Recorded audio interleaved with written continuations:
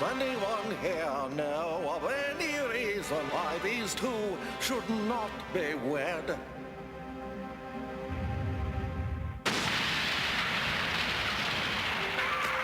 Yeah, I got a reason, and here it is. Back off, Ganon.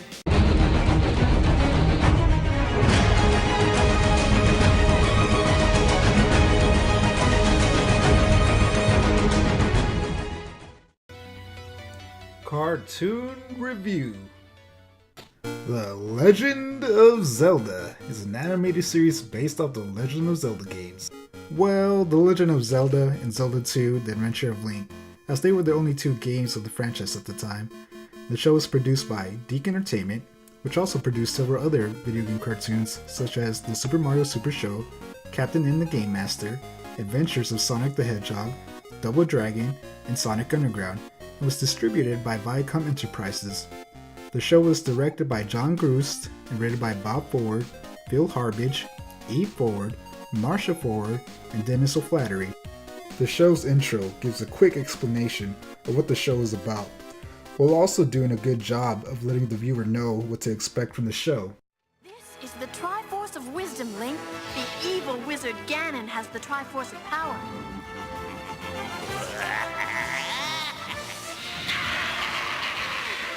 Whoever gets both Triforces will rule this land forever. You must help me, Link.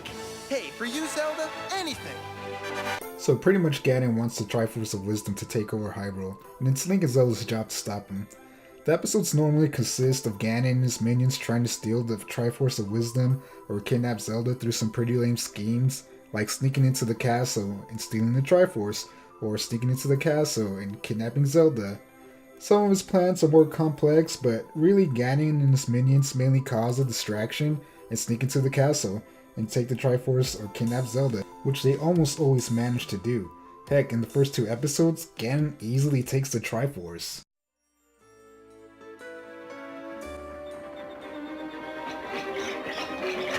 Now, while those two are distracted, I'll grab the Triforce.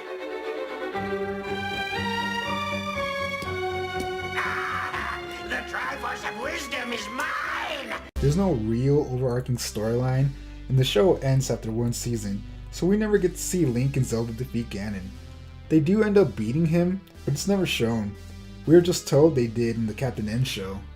In 1990, after the show's cancellation, Link and Zelda appeared in 4 21-minute episodes of Captain N the Game Master. These episodes take place several years after Ganon has been defeated. The 4 episodes are Quest for the Potion of Power, where they try to stop Ganon from being resurrected, Once Upon a Time Machine, where Captain N has his weapon stolen and Link helps him get him back, Having a Ball, where Eggplant Wizard and King Hippo steal the Triforce while Link and Zelda are at a ball, and the Trojan Dragon, where they help build a mechanical dragon so the N-Team can sneak into the dragon's den and beat the Dragon Lord. The original voice actors return to voice the characters, and the character models have been redesigned from the original show.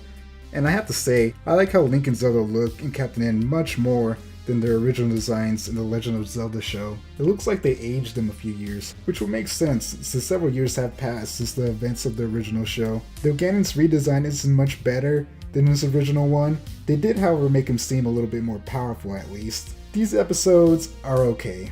They're nothing too special.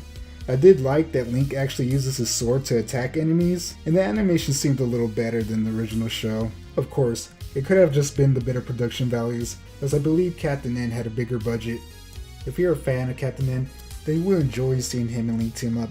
I'm a fan of the two, so I love seeing them together, and if you're not a fan, you won't be missing much by not watching these episodes.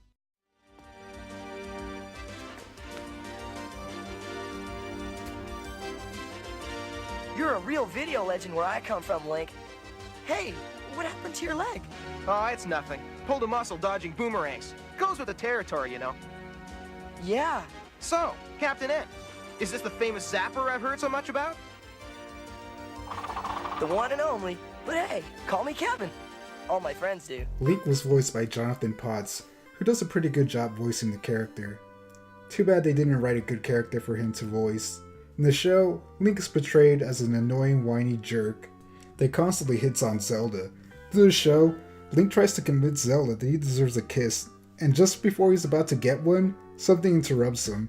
It's played off as a running gag, but really it comes off as creepy. Link is supposed to be a heroic character who doesn't do things for compensation, and I know back then they didn't have much to base his character off of, but they really could have done a much better job than how he ended up being like. It also doesn't help his character that he has that horrible catchphrase.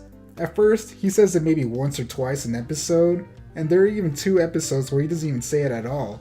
But after episode 6, he starts using it more and more, and he even uses it 5 times in one episode. It also doesn't help that he says it in the opening of every episode. Hey, excuse me, princess. Through the 13 episodes, he uses the catchphrase 29 times, and that's not including the opening. Really, he just doesn't come off as a likable hero. He comes off like someone who's burdened by guarding Hyrule, and is really only in it for the reward. Another beautiful day in the magical kingdom of Hyrule. Boring place. I used to roam the world, fighting monsters and sleeping in mud. A hero's life. Now look at me, living in a castle, sleeping in a bed. Aren't I sweet? Yeah! I'd like to know one good reason why I even stay here. Oh. Okay, so there's one good reason.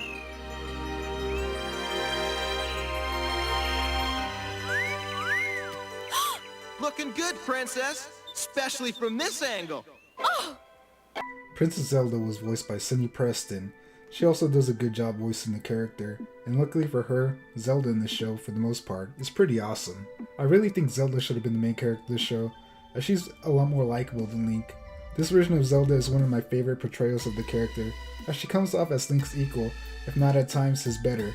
She is smart, resourceful, and able to handle herself in combat. She proves this in the first episode. When Ganon steals the Triforce, Link practically gives up, but Zelda quickly comes up with a plan to catch up with him.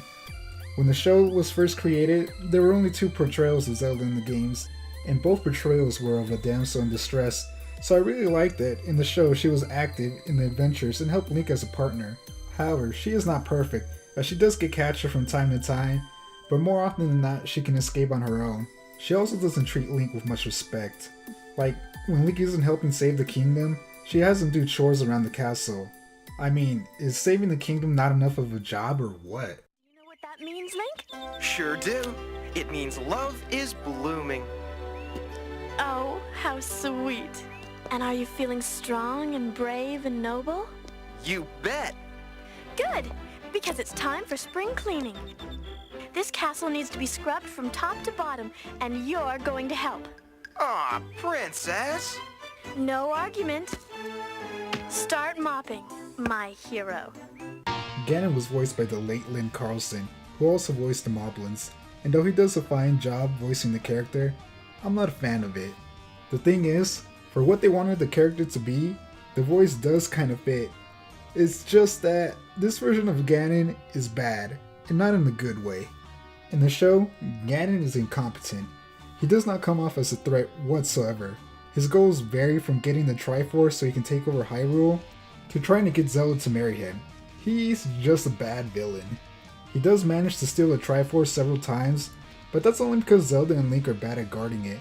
The thing is left out in the open unguarded almost all the time. As much as I don't like how Link is portrayed in the show, I think I hate how Ganon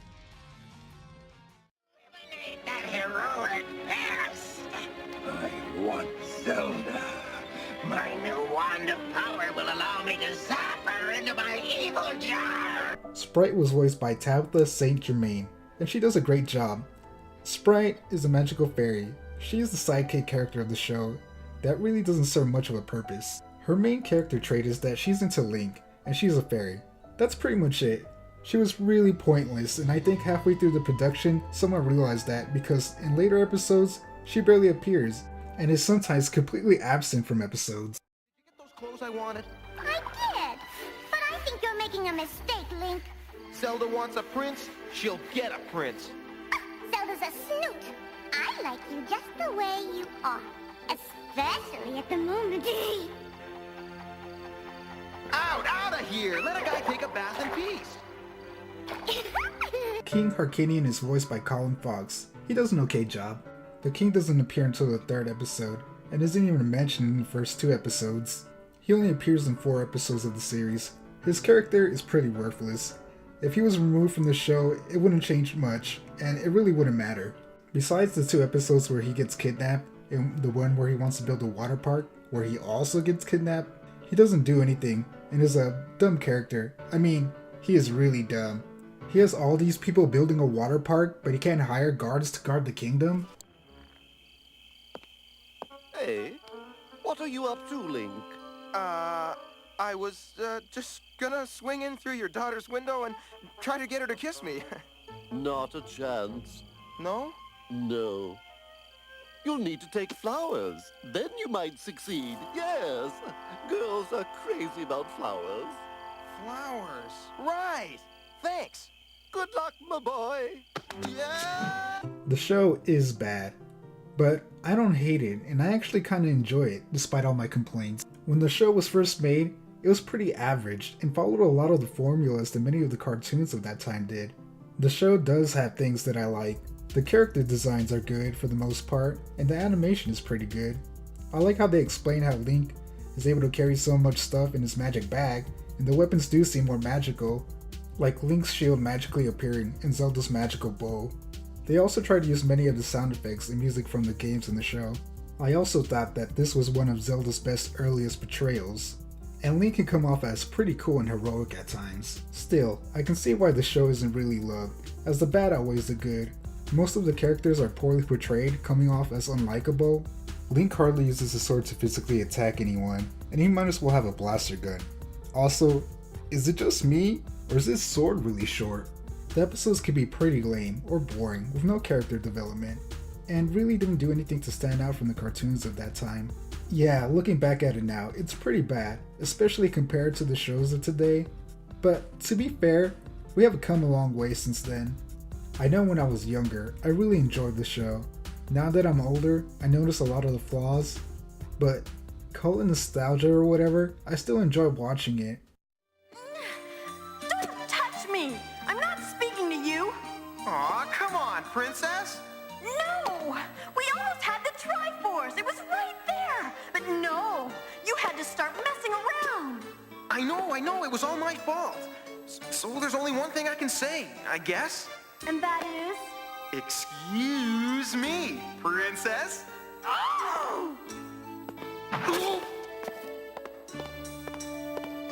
Oh well, at least I still have a job. Watch Zelda become a legend on your Nintendo Entertainment System. Zelda! After rocks! Which way to Go! Good times! Pee hands! Levers! Zelda! Zelda! Zelda! The Legend of Zelda. A never-ending adventure new for your Nintendo Entertainment System. Zelda!